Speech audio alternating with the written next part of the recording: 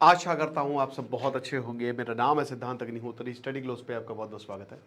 क्या ऐसा हो सकता है कि अमेरिका और रशिया वॉर में चले जाएं?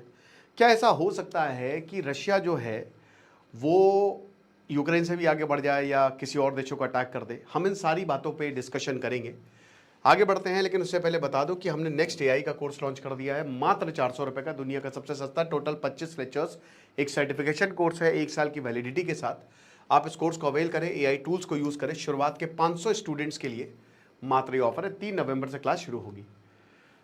तो बात यह है कि यहां डोनाल्ड ट्रंप ने आज ये बोला है कि भाई देखो, मैं टाइम वेस्ट नहीं करना चाहता। पुतिन मेरा बहुत अच्छा दोस्त है, लेकिन अभी वो काफ़ी ज़्यादा डिसअपॉइंटिंग रहा है। तो बुडापेस्ट में जो मीटिंग होने वाली थी वो कैंसल्ड है, लेकिन उम्मीद ख़त्म नहीं हुई है।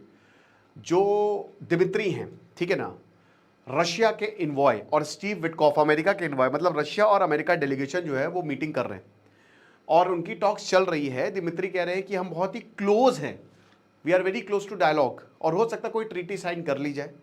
क्योंकि व्लादिमीर जेलेंस्की ने बोला बैटल लाइंस, तो दिमित्री ने बोला कि देखो, कम से कम उन्होंने ये तो कहा कि बैटल लाइंस की बात है, वरना पहले तो वो बोल रहे थे कि रशिया को कंप्लीटली विड्रॉ कर जाना चाहिए। तो शुरुआत हुई थी, आपको पता है कि पुतिन से ही, कि जब उन्होंने यूक्रेन को आज से 3 साल पहले अपने कब्जे में लिया। कब्जे में तो नहीं लिया, लेकिन अटैक किया, और बहुत डेंजरस अटैक था। ठीक है, कोई बच नहीं पाया। इतना खतरनाक, मतलब आप ये मान के चलिए कि रशिया के हैकर्स इतने डेंजरस थे कि 3-4 बार यूक्रेन की इलेक्ट्रिक ग्रिड उड़ा दी। और यूक्रेन पूरा इलेक्ट्रिसिटी पे चलता है, कहीं बिजली नहीं, कितने लोग मर गए इसी वजह से, हॉस्पिटल में ट्रीटमेंट नहीं हो पाया, बहुत मुश्किल था। तो ये तक किया है पुतिन ने। लेकिन भाई बैटल है, बैटल में जान तो जाएगी, क्या कर सकते हो। अब यहाँ पे ट्रंप ने कहा था कि हम आएंगे तो वो रुकवा देंगे, लेकिन ट्रंप आए, उन्होंने अलास्का में मीटिंग भी की व्लादिमीर पुतिन के साथ, फिर जेलेंस्की से भी मीटिंग की, फिर बोला कि सोल्यूशन हो जाएगा, लेकिन बोला कि अभी ये कह रहे हैं कि नहीं, कोई सोल्यूशन नहीं होगा बुडापेस्ट में। क्योंकि देखिए 2.5 घंटा इन्होंने पुतिन से बात की, और पुतिन ने जाहिर सी बात है बोला होगा कि जेलेंस्की को बोलो वो पीछे हटे। आप क्रोनोलॉजी टाइमलाइन समझिए, इन्होंने बहुत लंबे समय तक बात की, किससे? पुतिन से। और पुतिन से जब इन्होंने बात की तो 110% उन्होंने बोला कि भाई हम जीत रहे हैं, हम डॉनबास से पीछे क्यों जाएं। और देखिए पुतिन बहुत डेंजरस आदमी है। रशिया, पोलैंड हो गया, डेनमार्क हो गया, जितने भी देश है ना भैया, ड्रोन से भेज दिए, कभी कभी फिनलैंड की एयर स्पेस को ब्रीच। मतलब एक तरीके से पुतिन जो है वो खाली यूक्रेन तक नहीं रुकेंगे, हो सकता है वो आगे भी बढ़ जाए। बट क्योंकि नेटो जो है, अभी देखिए अमेरिका पूरी तरीके से वॉर में नहीं उतरा है, और जिस दिन वॉर में उतरेगा रशिया बचेगा नहीं, ये भी बात सच है।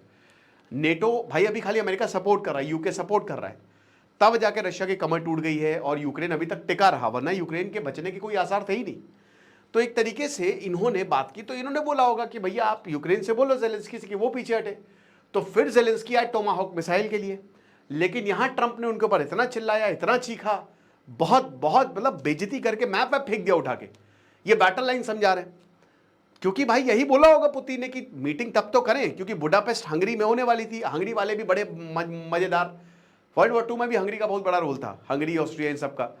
ठीक है, तो बहुत ज्यादा उछल रहे हैं लेकिन कुछ हुआ ही नहीं, जेलेंस्की माना नहीं, और जेलेंस्की नहीं माना तो ट्रंप चिल्लम चिल्ली कि मानते क्यों नहीं तुम पुतिन की बात। देखिए पुतिन क्या है ना, कि पुतिन ने यहाँ पे ट्रंप से कुछ कहा है और बहुत भयानक चीज कही है।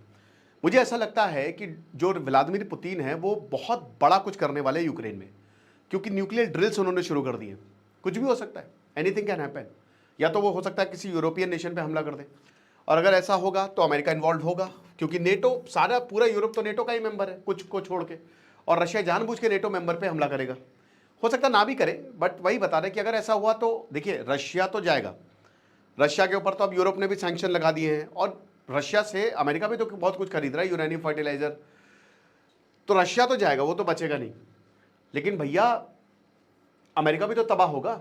अमेरिका पे कितना नुकसान होगा, और अमेरिका से नुकसान झेल सकता है, नहीं झेल सकता, बहुत मुश्किल है। तो ट्रंप इसीलिए समझा रहे हैं जेलेंस्की को, जेलेंस्की मान नहीं रहे। इससे पहले इन्होंने इंडिया के ऊपर प्रेशर बनाने की कोशिश की कि इंडिया जो है वो तेल खरीद रहा है, जिसकी वजह से वॉर फंड हो रहा है। अबे तो भैया तुम क्या कर रहे हो, आज तुम यूक्रेन को पैसा देना बंद कर दो, कल वॉर खत्म हो जाए।